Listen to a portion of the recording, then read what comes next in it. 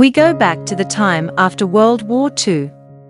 One of the many Italian soldiers sent to the battlefield was named Ferruccio Lamborghini.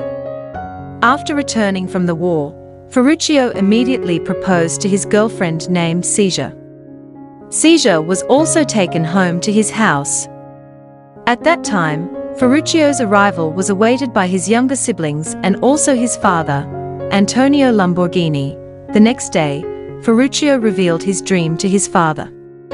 Because during the war he served as a combat vehicle mechanic, he became very knowledgeable about machines. Therefore, he dreamed of building a tractor factory, a tractor that was cheaper and stronger than those on the market. However, his father had forbidden him from dreaming too high. "My father's garden is small, and you are just an ordinary farmer's son. So, don't make your dreams too big, son. Just continue my father's garden." However, Ferruccio remained adamant. He refused to continue his father's garden and wanted it to be continued by his younger siblings. Ferruccio remained convinced that his dream could come true and that one day, he would make the Lamborghini name immortal with his tractors. Ferruccio's first step to realize his dream was to win the race held by Enzo Ferrari. If he won, the money would be used to build his first tractor, but Ferruccio was not alone. He would compete with his friend, a mechanic on the battlefield, named Matteo. The race began. Ferruccio's unbranded car had to compete with Alfa Romeo and Porsche assembled cars. Unfortunately, their desire to become champions was not supported by the ability of their cars, which were unable to compete with their two opponents. Ferruccio, who hated losing, continued to force his will until an accident was unavoidable. The defeat made Ferruccio begin to doubt his dream. He also lost his appetite and began to think about continuing his father's garden. But all those doubts were strengthened by Sigia, his wife. She was sure that her husband could rise and realize his big dream later. Moreover, Sigia also said that she was now pregnant, "So, there is no reason for you to give up now, Ferruccio. I believe in you." Because of yesterday's defeat, Ferruccio ran out of capital to make his first tractor. He didn't know where else to look for capital. Finally, he tried to ask his father for the capital. His father initially refused. He said that he didn't have that much money. But because he saw his son's strong will and belief in his dream, Ferruccio's father took his garden certificate and gave it to Ferruccio to pawn. Ferruccio's decision to accept his father's garden certificate made Sigia angry. She knew Ferruccio's dream was big, but he shouldn't have sacrificed his father's garden that he had prepared for his family's life. Apart from that, Sigia was also angry because Ferruccio seemed to have no stance at all. In the past, he refused to continue the plantation and was willing to give it to his younger siblings. But why is he now using his father's plantation to achieve his dream? So now, return the certificate to your father. It's not yours, and it belongs to your younger siblings. However, those words seemed to go in one ear and out the other. Ferruccio did not listen to his wife's advice. He still pawned the certificate, and the money from the pawn went into his own account. He was very sure that he could redeem his certificate and would not make his family poor. Ferruccio immediately began to put his dream back together with Matteo. They would make their first tractor, named Carioca. This tractor is half the price, but twice as powerful as a regular tractor. In addition, this tractor has two fuel tanks, one for gasoline and one for oil. With this technology, Ferruccio and Matteo were sure that their tractor would beat all other tractors on the market. The money was there, the design was ready. They continued by buying a scrap car to assemble their first tractor. After agreeing on their choice, the scrap was immediately taken home, and they began to modify it according to the design that had been made. In the middle of working on the project, Matteo was suddenly fascinated by a woman who had just gotten off the bus. Her beauty made Matteo continue to be amazed when he saw her. Unfortunately, when they met again, Matteo did not dare to talk to her and had to be helped by Ferruccio. this young and charming woman was named Anita. Even though he had been helped, Matteo was still stiff and could not say a word out of his mouth. Ferruccio continued to encourage Matteo. He wanted Matteo to be close to Anita someday. Even though Ferruccio was always busy with his tractor, he never forgot to be a good husband to Caesar and always prepared everything Caesar needed. The three of them also often went out together to entertain Caesar, who was starting to feel bored at home all the time. After waiting for so long, Caesar's pregnancy reached its final days. Caesar asked Ferruccio not to come home late tomorrow because she had to go to the doctor to check her pregnancy. Ferruccio certainly agreed to whatever his wife asked, and he promised to come home on time tomorrow. Unfortunately, Ferruccio could not keep that promise. He could not go home before seeing his Lamborghini logo finished. Ferruccio's happy smile bloomed after seeing the logo finished. The result was according to what he wanted. But that happiness did not last long. When he got home, his neighbor told him that Caesar was bleeding heavily. He immediately called an ambulance to pick her up. Meanwhile, Caesar, who was giving birth, looked very painful. The bleeding had not stopped either. She kept shouting Ferruccio's name amidst the pain she felt. After hours of struggling, Ferruccio's first child was finally born safely. But there was a high price that Ferruccio had to pay. Caesar had to breathe her last breath. The departure of his wife made Ferruccio's emotions unstable. He destroyed various items in his workshop. His hands almost destroyed the tractor he made, but he stopped. Ferruccio realized that Caesar was gone. But his life must continue. He must also continue his dream.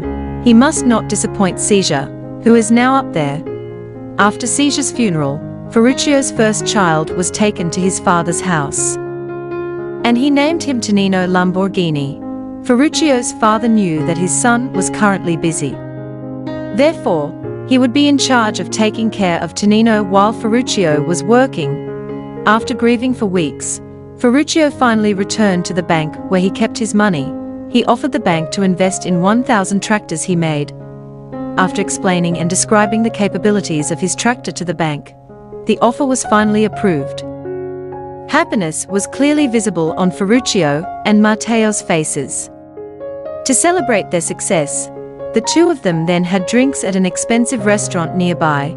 Having just taken a sip of their drink, Matteo saw Anita, who had just entered the same restaurant. Matteo then told her that he was crazy about Anita. Every night, he always dreamed of Anita's smile. Ferruccio then got up from his seat and said, "I'm going out for a while." Matteo thought, maybe this was the right time for him to get closer to Anita. "So, show her your charm now," said Ferruccio, encouraging him. But what Matteo didn't know was that Ferruccio didn't come out to give him a chance, but to cry over his own situation. Caesar should have been here. Caesar should have felt this success. Her tears suddenly stopped when Anita came over to her. She said that Matteo had asked her to talk earlier, but she wasn't interested in Matteo. She was more interested in Ferruccio. Anita then asked permission to sit beside her. Ferruccio initially refused, because if he allowed it, it would be the same as letting Anita into his heart. Ferruccio realized that he would only seek an outlet for the emptiness of his heart after being left by Caesar. And in the end, he would only hurt Anita's heart, but Anita didn't care about all that talk.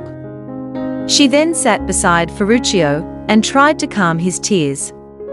But what they both didn't realize was that Matteo had seen everything from a distance. Their friendship was destroyed because of a woman. Matteo felt disgusted with Ferruccio, who always wanted to win in everything. He also said that Ferruccio was greedy and never thought about his feelings at all. Since then, Matteo decided to leave the Lamborghini company. After years of hard work, Ferruccio's tractor factory has now grown rapidly. Now, he also has many Ferrari cars in his garage. Anita is now Ferruccio's wife. However, even though he is successful like now, Ferruccio failed to be a good father. Anita said that Tonino's grades continued to decline from semester to semester. Tonino did not need a lot of money, a fancy car, or other expensive things. What Tonino needed was a father figure, which he had never gotten since he was little from Ferruccio, who was constantly busy with his work. Hearing that, Ferruccio then invited Tonino to go for a walk. Ferruccio also gave his son a boat, even though his grades were bad, because according to him life is short and grades are not important to him. In fact, if Tonino's grades are still bad next semester, he will buy his son a Ferrari. Ferruccio also said that he still misses Tonino's mother, even though years have passed. His longing is still the same as the first day he lost Tonino's mother. Your mother is the kindest, most beautiful, and most intelligent woman of all the women I have ever met. Even Anita could never match what your mother has. My life feels easier when your mother is still by my side, said Ferruccio.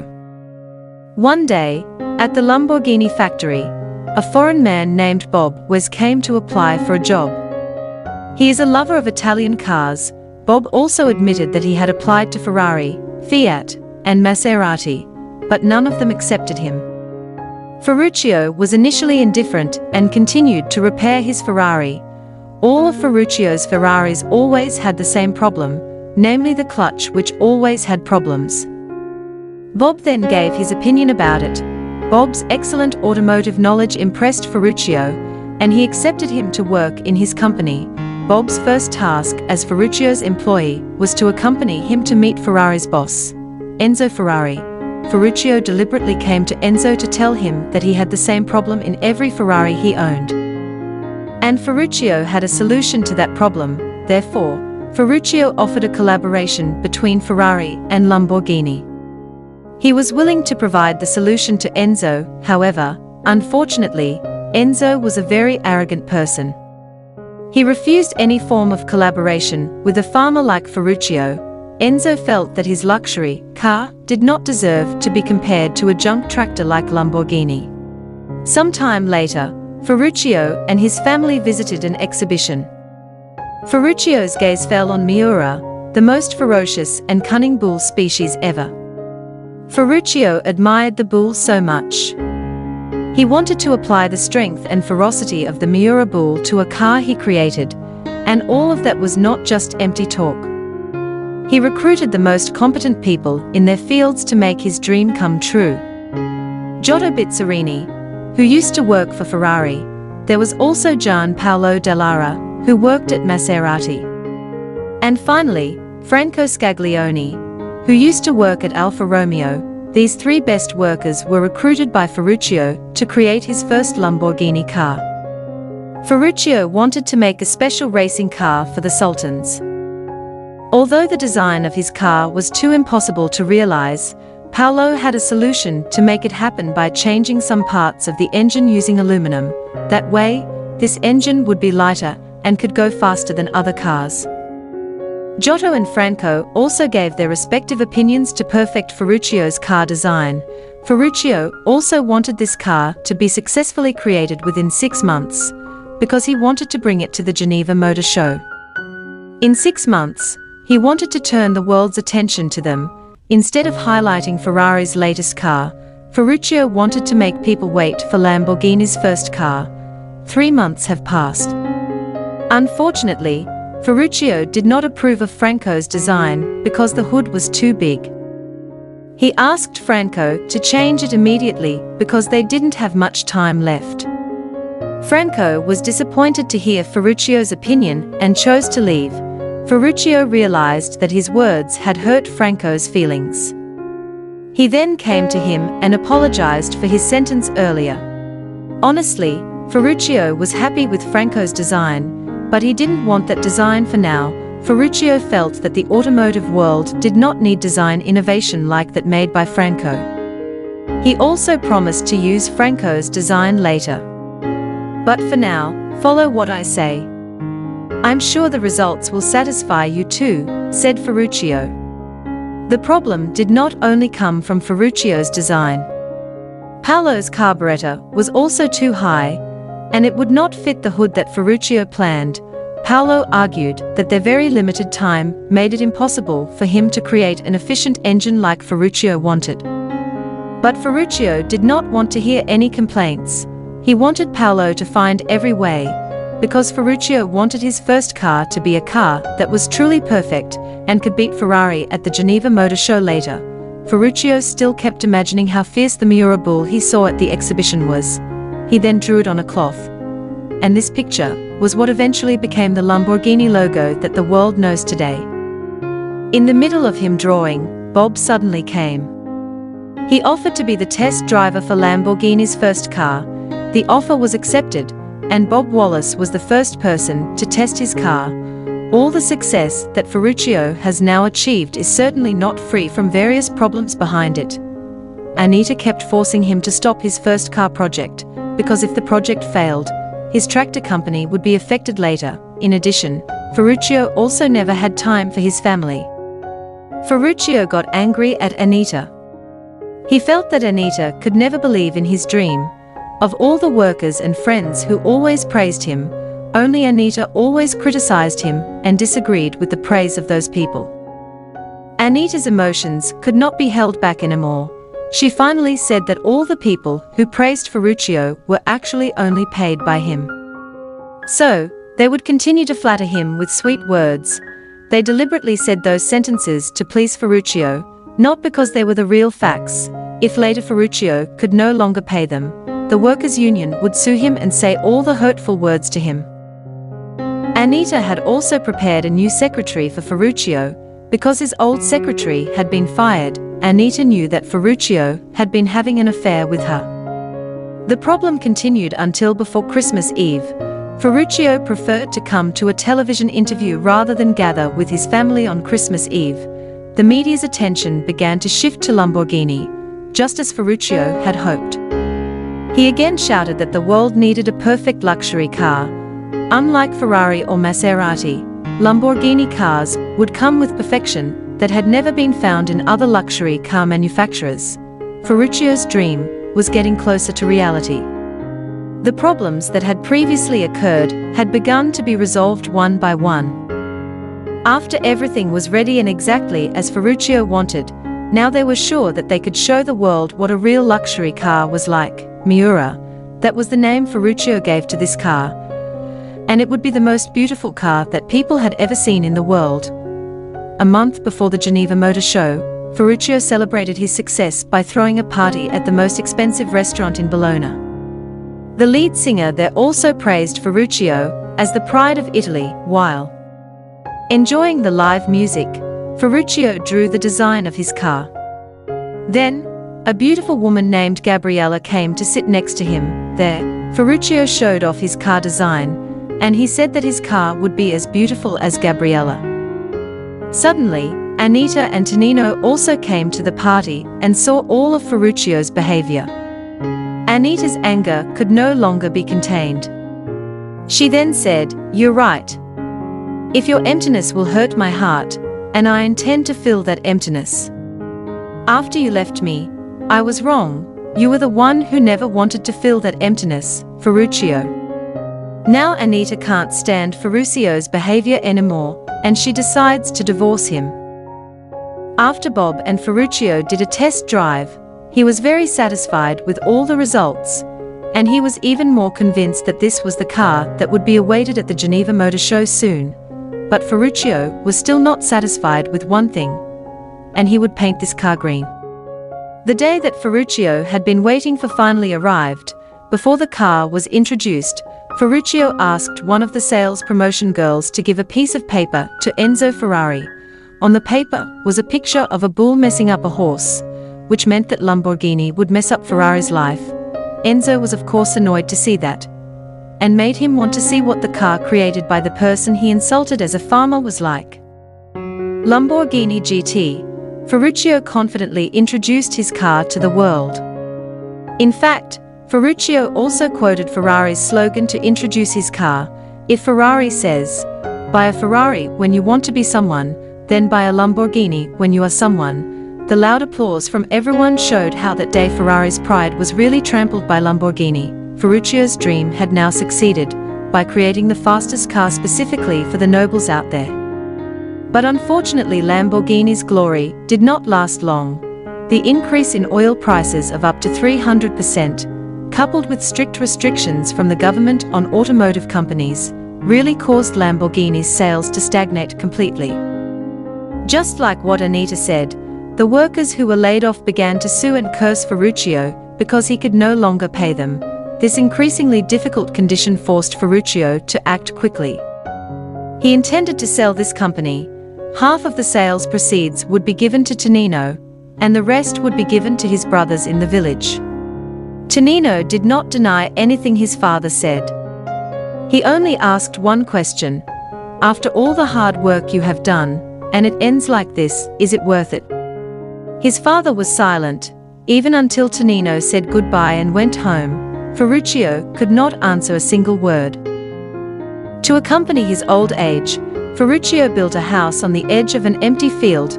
He planted grapes and took care of them, just like his father wanted. Even though his father was gone, he still wanted to make his father's dream come true, which was to remember his youth in the past when Matteo and Caesar were still in his life. He felt like those memories had just happened yesterday, but Matteo and Caesar were no longer in his life. In order to remember those beautiful memories, Ferruccio went for a walk using the car he created in the past. Throughout the journey, all the beautiful memories felt like they were being called back. The time when he really enjoyed life, when Caesar and Matteo were still by his side. Life felt perfect when they were still there. Those memories continue to be engraved forever in Ferruccio's mind, just like the name Lamborghini, which also continues to be engraved in the hearts of automotive lovers to this day. Sadly, Ferruccio lost the people he loved: Caesar, Matteo.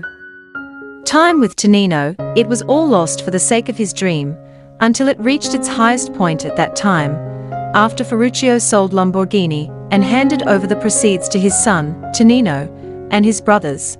The Lamborghini company continued to experience changes of ownership. In fact, Lamborghini had financial problems until 1974. It was only after being acquired by Volkswagen's subsidiary, Audi, in 1998 that Lamborghini began to stabilize. Although it has been quite a long time, it is still not too long compared to its long history. Since being acquired, Lamborghini has grown rapidly and become one of the dream cars for many people.